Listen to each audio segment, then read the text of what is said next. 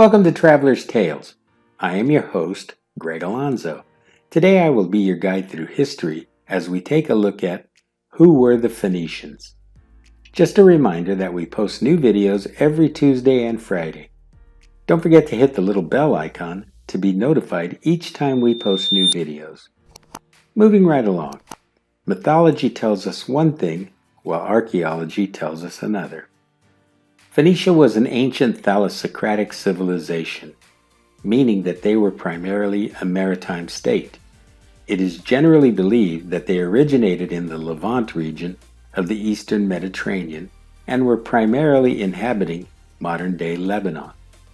They also controlled a few coastal areas in modern-day Syria and Galilee.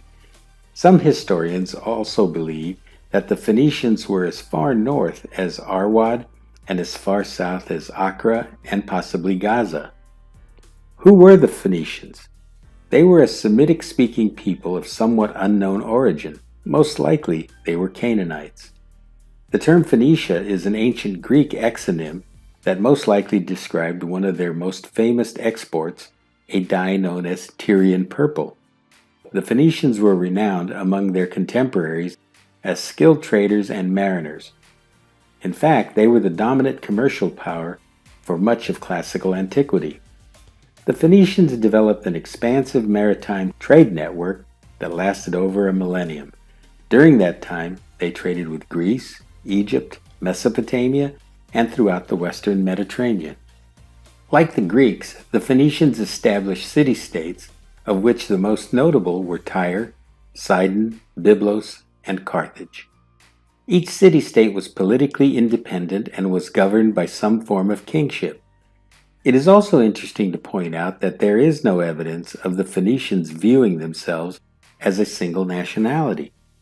The Phoenicians were long considered as a lost civilization due to the lack of indigenous written records. It has only been since the mid-20th century that archaeologists and historians have been able to reveal a complex and influential civilization.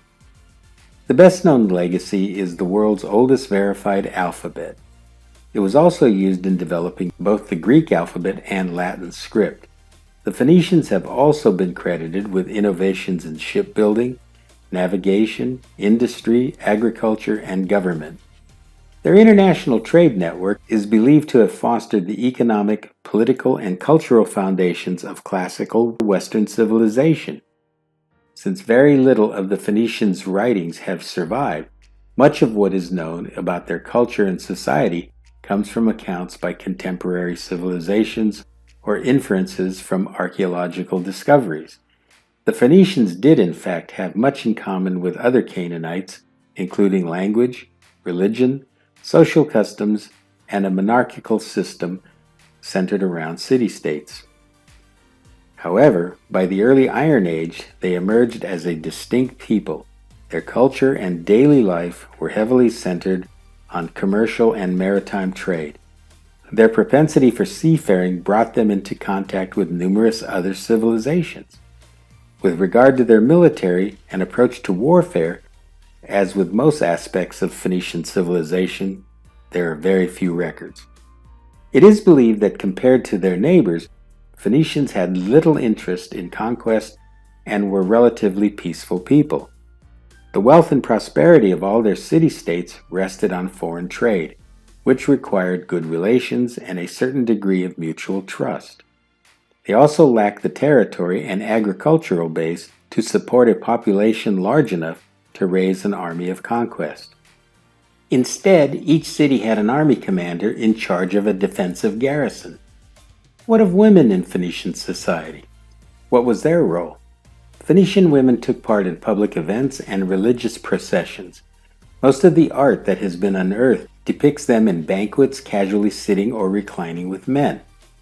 They also have been depicted dancing and playing musical instruments.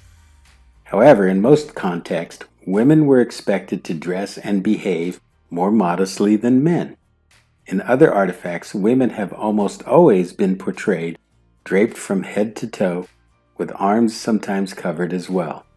Although women rarely had political power, they were allowed to take part in community affairs. In some city-states, women also had some voice in popular assemblies. Lastly, the religion of the Phoenicians, generally the religious practices and beliefs of the Phoenicians, were common to those of their neighbors in Canaan. Their supreme deity was El, and his son was Baal.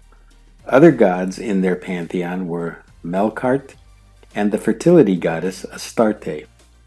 Religious rites were primarily for city-state purposes, and payment of taxes by citizens was considered to be a category of religious sacrifice. Ancient sources also make claim that Phoenicians also practiced temple prostitution and child sacrifices. Special sites known as tophets were allegedly used by the Phoenicians to burn their sons and daughters. In the Hebrew Bible, Yahweh condemns such practices in the books of Jeremiah 7:30-32, in 2 Kings chapters 23:10 and 17:17. This brings us to the end of Who Were the Phoenicians? Thank you for joining us for this edition of Traveler's Tales. Just a reminder that we post new videos every Tuesday and Friday. Don't forget to hit the little bell icon to be notified each time we post new videos. For your convenience, we have also posted our email address and Instagram information. We enjoy hearing from our subscribers, so don't hesitate to contact us with any questions or comments you may have. If you haven't subscribed to Traveler's Tales, please do. This really is the best way to help our channel grow. Traveler's Tales will return with part 2 of Who Were the Phoenicians? Until we meet again at the crossroads of folklore and fact, Cartistos.